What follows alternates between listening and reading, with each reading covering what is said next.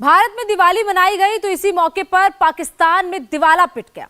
पाकिस्तान एक बार फिर से सऊदी अरब और चीन के आगे झोली फैलाकर खड़ा हो गया। आपको याद होगा कि 3-4 महीने पहले तक पाकिस्तान में आटे के लिए लंबी लंबी कतारें लग रही थी।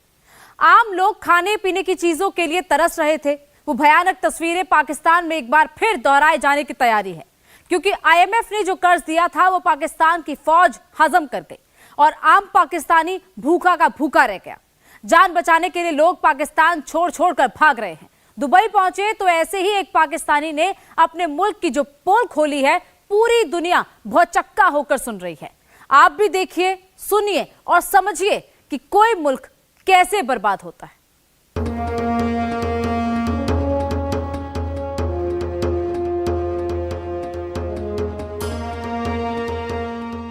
पाकिस्तान के करीब 13 लाख लोग UAE में रहते हैं, लेकिन इन लोगों के बीच भारत के PM नरेंद्र मोदी क्यों ट्रेंडिंग है? मोदी जी के बारे में मैं आपको बताना चाहूंगा। तो एक तो सबसे पहले आप उनके लिए प्रार्थना किया करो, दुआ दिया करो। हमारा हाल देख लो, पाकिस्तान में हमारा क्या हाल हो गया। पाकिस्तान में आटा चीनी का मौजूदा भाव क्या है? क्या अभी भी आटे के लिए लोगों की जानें जा रही हैं? आप हमारा हिसाब लगा लो कि पाकिस्तान में कभी इतनी खुदकुशियां नहीं हुई। ठीक है, आटे के पीछे बेचारी लेडीज लोग मर गए, तो आप तो माशाल्लाह देखो कहां पहुंच गए, जिसका कोई हिसाब नहीं है। पाकिस्तानियों को मोदी से किस कमाल की उम्मीद है, जिस पर इंडिया में अभी भी तकरार है? तो आने वाले समय में मेरे हिसाब से आपका इंडिया बहुत और आगे बढ़ जाएगा। ये किसका कमाल है? ये मोदी जी का कमाल है।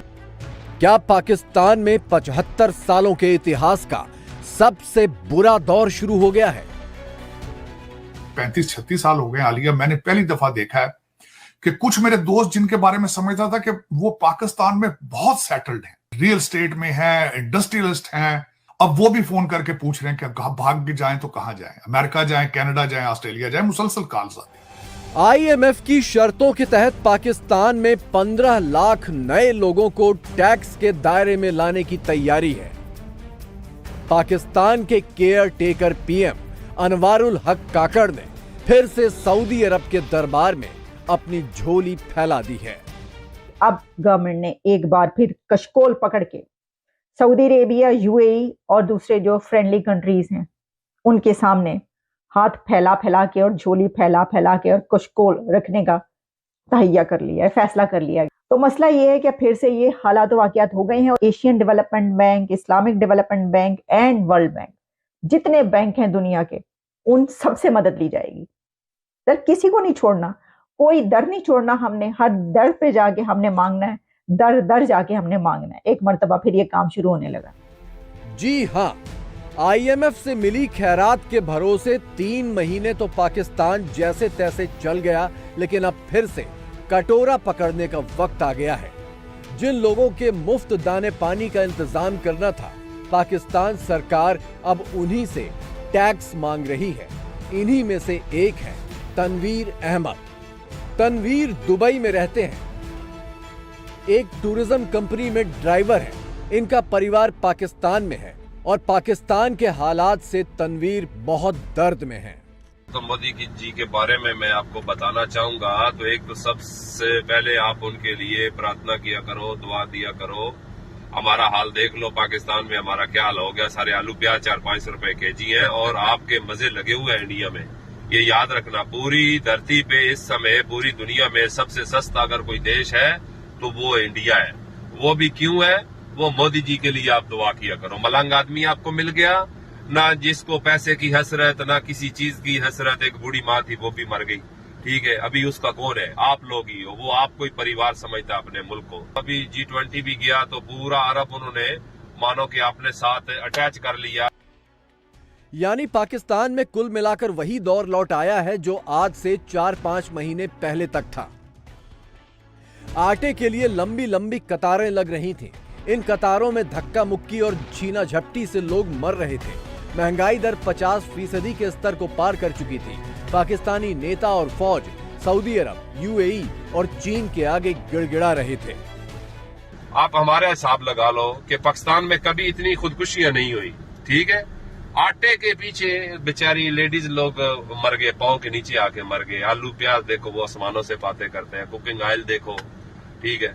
तो आप तो माशाल्लाह देखो कहाँ पहुंच गए, जिसका कोई हिसाब नहीं है। फिर आप देखो ग्रोसरी शॉप यूनाइटेड अरब अमारात में, क्या पूरे अरब में उसकी ओनर भी इंडियन, सुपरमार्केटों के ओनर भी इंडियन, लुलू बड़ा हैबर मार्केट है उसका भी ओनर इंडियन, गोल्ड के काम में 85% इंडियन। तो हर चीज में देखो आपकी कितनी रिस्पेक्ट है। दुबई में बैठे तनवीर अहमद को भारत का मान सम्मान और हैसियत बढ़ने से तकलीफ नहीं है। उन्हें तकलीफ है अपने मुल्क पाकिस्तान की बर्बादी पर, उस भुखमरी पर जो पाकिस्तानियों का पीछा ही नहीं छोड़ रही। तनवीर दुबई से जो तकलीफ बयान कर रहे हैं वो पाकिस्तान के हर शख्स की जुबान पर है। 100 बंदा एक लाइन में खलो के 10 किलो का आटा ले रहा है यार। ये लगे हुए हैं इमरान खान के पीछे, वो लगे हुए हैं हुकूमत के पीछे, अवाम की बैंड बज गई है। आधा मुल्क हमारा गिरवी पे चला गया, अपना संभल नहीं रहा। और बात कश्मीर की, बात इंडिया के मुस्लिम की। जो मुल्क था अभी हमारा माई बाप भी जो है IMF है, ठीक है, वहाँ से कर्जा लेते हैं हम अपने मुल्क को चलाते हैं। यार अवाम रुल गई यार, एक रुल गई। अवाम के पास खाने के लिए कुछ नहीं है यार। सऊदी अरब और UAE ने पाकिस्तान को कर्ज के लिए IMF को 2-2 अरब डॉलर की गारंटी दी थी। पाकिस्तान इस्लामिक भाईचारे के नाम पर दोनों मुल्कों से सीधे कर्ज मांग रहा था, लेकिन दोनों ने इससे इनकार कर दिया था। जबकि सऊदी अरब और UAE दोनों कश्मीर में अरबों का निवेश कर रहे हैं। अबू धाबी में स्वामी नारायण भगवान जी का मंदिर बन रहा है, वो किसने बनवाया? एग्रीमेंट किसने किया? मोदी जी ने किया। किन के साथ किया? शेख खलीफा बिन जायद अल नहयान के साथ किया, जो मर गए हैं। दुबई में भगवान जी का मंदिर बना के दिया, सारे भगवान है। ये किसका कमाल है? ये मोदी जी का कमाल है। तो आने वाले समय में मेरे हिसाब से आपका इंडिया बहुत और आगे बढ़ जाएगा, क्योंकि मोदी जी की जो पूरी टीम है। अभी आप योगी जी का एरिया ले लो, मैं बैठा यहाँ हूँ, तो वो देखो वहां पर बोलते हैं शाम के बाद कोई बाहर नहीं निकलता था, ठीक है। तो अभी उधर दिन रात चांद चांदनी बनाई हुई है, कोई टेंशन नहीं है। तो मैंने बोला कि मैं आपको बता दूं कि भाई आपके लिए आपके मोदी जी क्या सोचते हैं, जो हमारे इल्म में हम उसके हिसाब से आपको बता रहे हैं। खस्ता हाल इकोनॉमी के बीते एक साल में पाकिस्तान में क्या क्या ट्रेंड हुआ वो भी देखिए। पाकिस्तान से जिंदा भाग, कर्मचारियों के वेतन के पैसे नहीं, अमेरिका में दूतावास बिल्डिंग की बिक्री, सरकारी पार्टियों में सिर्फ चाय और बिस्किट, एक हाथ में एटम बम और एक हाथ में कटोरा। और तो और सुप्रीम कोर्ट में सरकार ने हलफनामा देकर यहां तक कह दिया था कि चुनाव कराने के पैसे भी नहीं बचे। हुकूमत ये करे कि हमेशा के लिए हमारी जान छोड़ दे। हमने इसलिए पाकिस्तान नहीं बनाया था हमारे बड़ों ने कि हम गरीब आम च किथे जावे, ऐ धक्के खांदे ਅਸੀਂ 10-10 किलो आटा देन तो सौदा। पाकिस्तान की तारीख में इससे ज्यादा महंगाई पहले कभी नहीं हुई। अल्लाह ना खौफ करो तो लोगों नाल जड़ा जुल्म ना करो, कोई मरने कोई खुदकुशियां करने ना करो। हुकूमत तो कुछ भी नहीं कर रही, हुकूमत सिर्फ अवाम को तबाह कर रही है। अवाम के लिए कोई रिलीफ नहीं है। हर चीज़ का बुरा हाल है। महंगाई का तो बहुत ही यूँ कह लें कि इंसान की जो पहुँच है उससे दूर होती जा रही है इंसानी ज़रूरत की चीज़ें। ऐसे हालात में पाकिस्तान को जब अपनी इकोनॉमी की चिंता फिर से करनी चाहिए थी, वो आतंकवादी संगठन हमास के इजहार मोहब्बत में पड़ गया। पूरे पाकिस्तान में हमास के समर्थन में रैलियां होती रहीं, हमास आतंकियों के भाषण होते रहे, ये जानते हुए भी कि पाकिस्तान जिस IMF के भरोसे चल रहा है वो हमास को आतंकवादी संगठन का दर्जा देता है। IMF जो किस्तें देने आए हैं आपको 72 मिलियन की किस्त लेकर आए जो IMF वाले, जिनके तलवे भी आपने चाटने हैं और इसके बाद भी चाटेंगे आप। According to them it's terrorist organisation, terrorist organisation है हमास। इस तरह भी कभी कंट्री चले, यकीन करें क्यूबा के हालात भी आपसे बेहतर होंगे, नॉर्थ कोरिया के हालात भी आपसे बेहतर होंगे। आप खुदारा इसके साथ इस तरह ना करें, इस तरह ये मुल्क नहीं चलते भाईजान। इसको कोशिश करें कि आप कुछ रखें ऐसा कि शायद आप बच पाएं। आप 72 मिलियन IMF के पैकेज के लिए तलबे चाट रहे हैं उनके, और इस वक्त इस्माइल हानिया जो है वो 4 बिलियन उनकी नेटवर्थ है, खालिद मिशाल वो भी 4 बिलियन है उनकी, और उनके अपने प्राइवेट प्लेन्स में वो घूम रहे हैं। It's a shocking thing for the Islamic world. और बिलखसूस जो मेरे बच्चे जो है वो जो उर्दू के ट्वीट वाले लौंडे लपाड़े हैं, वो जो तड़प रहे हैं वहां से कि पाकिस्तान की गवर्नमेंट इजाजत दे तो हम जिहाद के लिए फलस्तीन जाना चाहते हैं।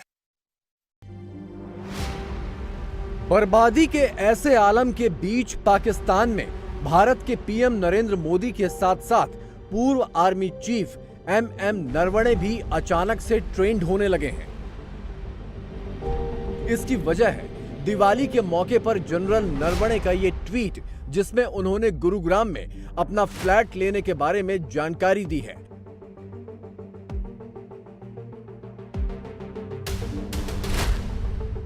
पाकिस्तानियों को इस बात पर हैरानी है कि भारत का आर्मी चीफ रिटायर होने के बाद गुरुग्राम में एक फ्लैट खरीद रहा है, जबकि पाकिस्तान के पूर्व जनरलों के पास लंदन और अमेरिका में अरबों की प्रॉपर्टी है।